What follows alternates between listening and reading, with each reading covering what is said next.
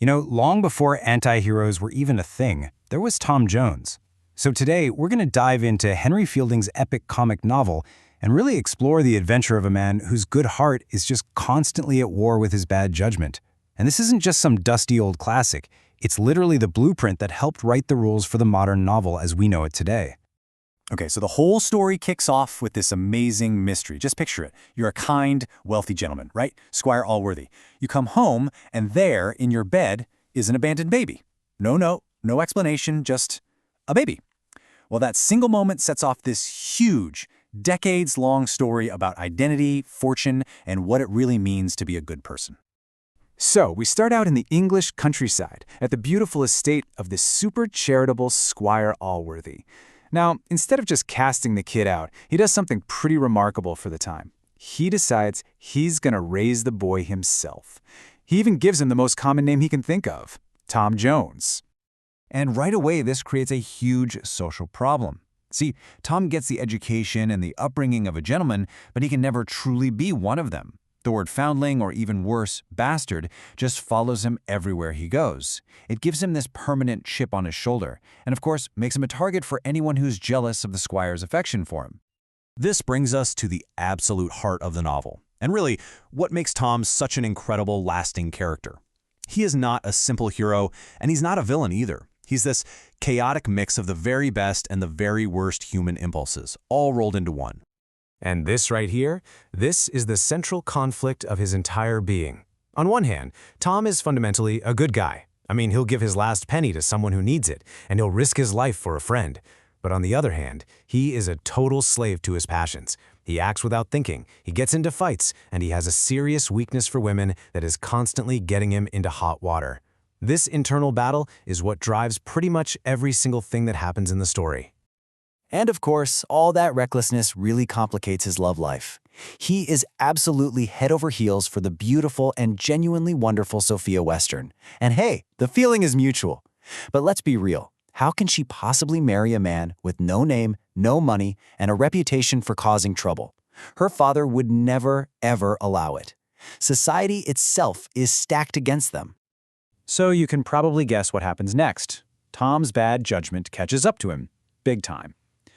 Thanks to the schemes of his rivals, and honestly a series of his own terrible decisions, he loses the favor of his protector, Squire Allworthy. He gets banished from the only home he's ever known, cast out with nothing but the clothes on his back. It's a perfect illustration of the consequences of his own flawed nature. Now, with Tom cast out, the story completely transforms. It becomes what's known as a picaresque novel. Basically, his personal journey turns into this grand tour of the entire social landscape of 18th century England. His journey is, let's just say, anything but a straight line. Tom ends up everywhere: crowded inns, army barracks, the fancy homes of aristocrats. He meets hypocritical teachers, scheming servants, lonely widows, and even some surprisingly noble highwaymen. Fielding uses Tom's travels to paint this incredibly vivid, funny, and satirical picture of an entire nation.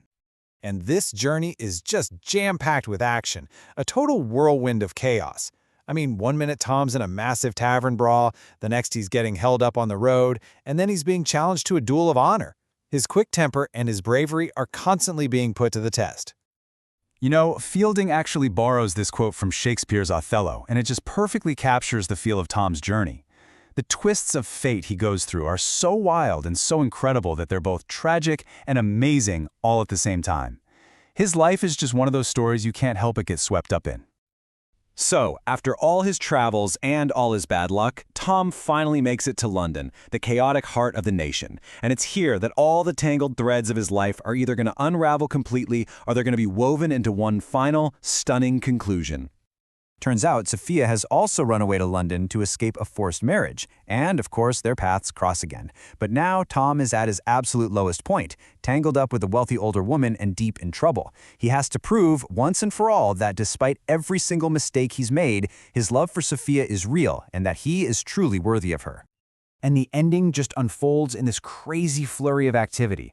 First, Tom confronts all the people who have wronged him. Then comes the bombshell, this unbelievable revelation about who his parents are, proving he isn't a low-born nobody after all. With his true identity out in the open, his name is cleared, his fortune is restored, and the path to marrying Sophia is finally open. So why are we still talking about this book almost 300 years later? Well, it's because Tom Jones wasn't just another great story. It was revolutionary.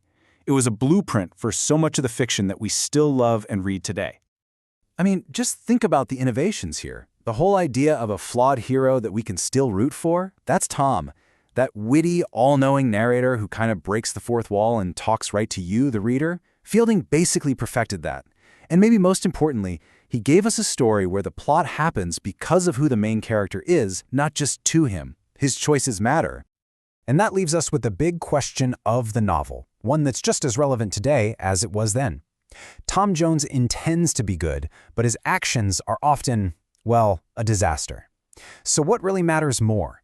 Is a person with a good heart who messes up all the time more virtuous than a person with a cold heart who just follows the rules? That's the question Henry Fielding leaves us chewing on.